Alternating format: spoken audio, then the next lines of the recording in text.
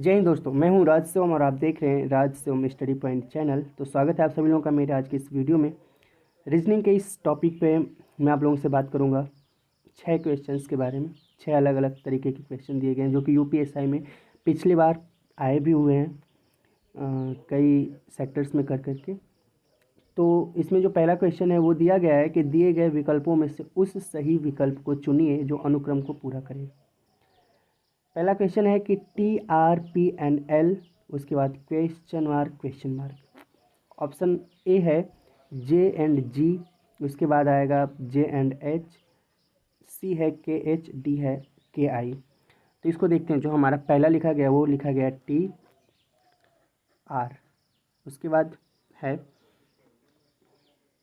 P, फिर N, फिर L, जैसा कि आप क्वेश्चन में देख सकते हैं। और उसके बाद ये क्वेश्चन मार्क है।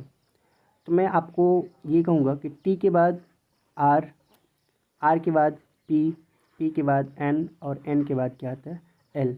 तो आप ज़रा सा देखेंगे तो ये लिखा गया है कि आर के बाद क्या आना चाहिए, यस, ठीक है। उसके बाद टी आ रहा है, पी के बाद क्यू आएगा तब आर आएगा, एन के बाद ओ, फिर पी आएगा, एल जो है एल के बाद क्या आएगा एम, उसके बाद एन आएगा। यानी कि एल से जो पहले वाला लेटर है, ठीक है, तो वो होगा के, और के पहले वाला लेटर क्या होगा यहाँ पे जे होगा, ठीक है, सॉरी ये होगा जे। उसके बाद जो अगला है वो जे के पहले आई आएगा और इसके पहले आएगा एच, यानी इस क्वेश्चन मार्क की जगह पे। तो HIJKLMNOPQRST, यानी कि इन दोनों क्वेश्चन मार्क की जगह पे कौन सा आ रहा है, एक जे आ रहा है और दूसरा क्या आ रहा है एच। तो ये वाला ऑप्शन कौन सा है, बी वाला। तो ये बी वाला ऑप्शन ही सही है इसमें। उम्मीद करता हूँ समझ में आया होगा। अगले क्वेश्चन की तरफ बढ़ते हैं। अगला क्वेश्चन भी इसी से रिलेटेड है। दिया गया है कि दिए गए विकल्पों में से उस सही विकल्प को चुनिए जो अनुक्रम को पूरा करेगा। दूसरा क्वेश्चन है कि CDE कॉमा है IJK फिर कॉमा NOP, तो फिर क्वेश्चन मार्क दे दिया गया है कि मतलब इनसे रिलेटेड क्वेश्चन मार्क की जगह पे क्या है। ऑप्शन ए है FHG, बी है RST, सी है TUV और डी है QRS। तो इनको सबसे पहले लिख लेते हैं CDE, उसके बाद आ रहा है IJK फिर NOP, उसके बाद ये क्वेश्चन मार्क है। ज़रा इनको देखते हैं, ये है C और ये है आई। तो सी तीसरा स्थान पे है, आई जो है वो 9वां स्थान पे है। तो इन दोनों के बीच का जो गैप है वो है 6। डी का जे से अगर कंप्लीट करेंगे तो जो डी है वो है चौथा स्थान पे, ठीक है। और जो के है वो के है 10वें स्थान पे, तो यानी इन दोनों के बीच में भी 6 का रेशियो है। ई और के का देखेंगे तो ई जो है वो 5वें स्थान पे है और के 11वें स्थान पे, यानी इनके बीच भी 6 है, यानी कि 6 का डिफरेंस है। लेकिन फिर जब आई से एन की तरफ बढ़ते हैं तो आई तो पहले ही आपको पता है 9 है, लेकिन जो एन जो है वो है 14, यानी इन दोनों के बीच का जो फासला हो गया वो 5 का है, ठीक है ना। इन दोनों के बीच का जो फासला है वो कितने का है, 5 का है। उसके बाद जे और ओ, तो जे जो 10 पे है और ओ 15 पे, यानी इनके बीच भी जो फासला है वो भी 5 का है। और ऐसे के और पी के बीच भी देखेंगे तो के 11वां है और फिर पी जो है वो है 16वां, यानी इनके बीच भी 5 का ही फासला है। यानी कि यहाँ पे 6, उसके बाद 5, यानी कि इसके बाद जो अगला वाला आएगा वो 4 का फासला होगा। तो एन से 4 अंक आगे जोड़ेंगे तो क्या हो जाएगा, एन जो है वो 14 पे, तो 14 और 4 18 आएगा, ठीक है। तो 18 के स्थान पे यहाँ पे 18वां स्थान पे क्या आता है आर। उसके बाद ओ अगर 15 पे है तो 4 जोड़ेंगे तो 19वें स्थान पे आएगा यस, और पी अगर 16वां पे है तो 4 जोड़ेंगे तो 20वें स्थान पे आएगा टी। यानी कि आर एस और टी, ये वाला जो आंसर होगा जिसमें आर एस और टी वाला, ये वाला ऑप्शन सही है। कौन सा है, बी वाला ऑप्शन। इसमें का भी कौन सा ऑप्शन, बी वाला सही है। अगले क्वेश्चन की तरफ बढ़ते हैं। हमारा अगला जो क्वेश्चन है वो लिखा गया है कि माला की ओर इशारा करते हुए कला ने कहा, किसकी ओर, माला की ओर, कि वह मेरे भाई की इकलौती बहन की पुत्री है। माला का कला से क्या संबंध है।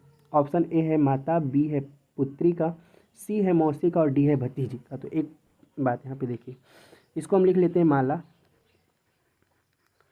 माला की ओर इशारा करती हुई कौन बोलती है? कला बोलती है। तो कला बोलती है कि वह मेरे भाई, यानी कि कला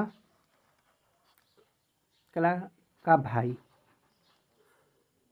तो कला जो बोलती है, अगर कला बोलती है तो ये लड़की होगी, कन्फर्म हो गया कि बोलती है तो ये। और इसके भाई की इकलौती बहन, यानी इकलौती बहन ये खुद होगी, कला ही होगी। और उसकी पुत्री है कौन? ये माला। बता ही रही है ना कि वह माला की ओर इशारा करते कि वह मेरे भाई की इकलौती बहन की पुत्री है। तो भाई की इकलौती बहन वही कला होगी, उसकी पुत्री माला हो गई। तो माला का कला से, इस माला का इस कला से क्या संबंध है? तो ये माला इस कला की क्या है? माता है। ठीक है, अगर ये पूछता कि कला का माला से क्या संबंध है, तो ये कला जो होती है वो माला की पुत्री होती। ठीक है, तो इसका ऑप्शन बी वाला सही होता है। लेकिन पूछ रहा है कि माला का कला से क्या संबंध है, तो ये माता का संबंध है। ऑप्शन कौन सा सही है इसमें? ऑप्शन ए वाला। ठीक है, अगले क्वेश्चन की तरफ बढ़ा जाए। अगला क्वेश्चन दिया गया है कि यदि राम श्याम से कम तेज दौड़ता है और श्याम लाल जितना ही तेज किंतु टाम से कम तेज दौड़ता है, तो सबसे तेज कौन दौड़ता है? यानी कि मैं यहाँ पे लिख लेता हूँ सबसे पहले राम जो दौड़ता है वो श्याम से, यानी कि श्याम से कम तेज दौड़ता है। ठीक है, किससे? श्याम से। तो थोड़ा श्याम तेज दौड़ेगा तो वो आगे रहेगा। ठीक है, ये मतलब ऐसे ऊपर क्यों दौड़ रहे हैं ये। तो राम श्याम से कम तेज दौड़ता है। तो उसके बाद लिखा गया है कि श्याम लाल जितना ही तेज दौड़ता है। तो जो श्याम है ये लाल के तेज जितना तेज, यानी लाल और श्याम दोनों बराबरी में चल रहे हैं। किंतु टॉम से कम, यानी ये जो श्याम है ये लाल जितना तेज, यानी ये दोनों बराबरी में चल रहे हैं, लेकिन ये टॉम जो है ये सबसे तेज दौड़ रहा है। ठीक है ना, टॉम से कम तेज दौड़ रहा है। तो सबसे तेज कौन दौड़ रहा है? तो ये राम चल रहा है, राम से थोड़ा सा तेज श्याम चल रहा है, और जो श्याम है वो लाल की बराबरी में चल रहा है, और लेकिन टॉम से कम चल रहा है। तो जो टॉम है यही सबसे तेज दौड़ रहा है। तो ऑप्शन जो इसमें ए है लाल, बी है श्याम, सी है टॉम और डी है श्याम एंड लाल। तो ये श्याम और लाल तो एक ही साथ चल रहे हैं, यानी कि टॉम तेज चल रहा है, तो ये ऑप्शन सी वाला सही होगा, ना कि डी वाला। उम्मीद करता हूँ समझ में आया होगा। अगले क्वेश्चन की तरफ बढ़ते हैं। अगला क्वेश्चन दिया गया है कि यदि अप्रिसिएशन को एक कूट भाषा में 17, 78, 32, 41, 94, 65 लिखा जाए, तो उस कूट भाषा में रिसेप्शन को किस प्रकार लिखा जाएगा? Option A B C D करके दिया गया है। ठीक है, पॉज करके देख लीजिए, इनको देखते हैं। APPRECIATION।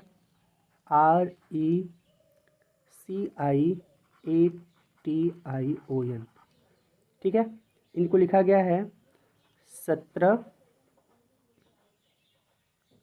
78, 32, 41, 94 और 65।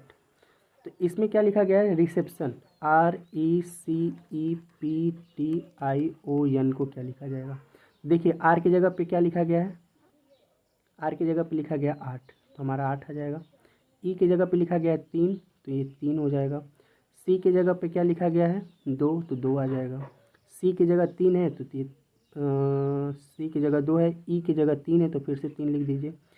पी की जगह क्या लिखा गया है? 7 लिखा गया है, तो यहाँ हो जाएगा 7। टी की जगह क्या लिखा गया है?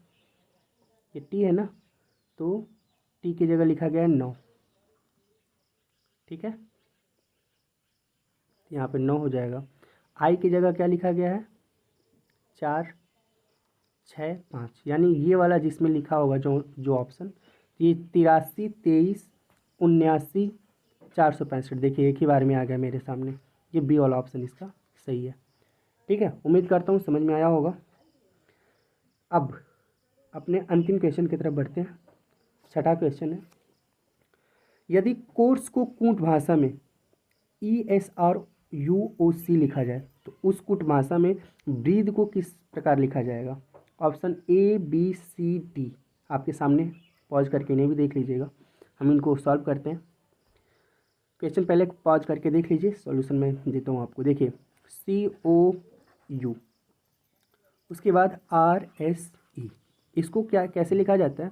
उल्टा लिखा जाता है, ज़रा ध्यान दीजिएगा। ई को पहले लिखा जा रहा है ई, उसके बाद यस, फिर क्या लिखा जा रहा है? आर, फिर यू, और फिर ओ, और फिर सी। देखिए सी यहाँ पे, ओ यहाँ पे, यू यहाँ पे, आर यहाँ पे, एस यहाँ पे और ई यहाँ पे, ये उल्टा लिखा गया है इसको। तो ऐसे ही ब्रीथ को भी उल्टा लिख दिया जाएगा, BREATH। उल्टा लिखेंगे तो क्या आ जाएगा, HTAER और बी।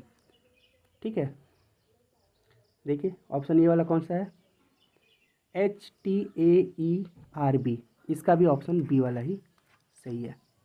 ठीक है, इस प्रकार से ये क्वेश्चन यहाँ पे होते हैं समाप्त। मिलते हैं अगले वीडियो में कुछ नए टॉपिक के साथ। तब तक के लिए नमस्कार, bye bye and thank you, enjoy your self.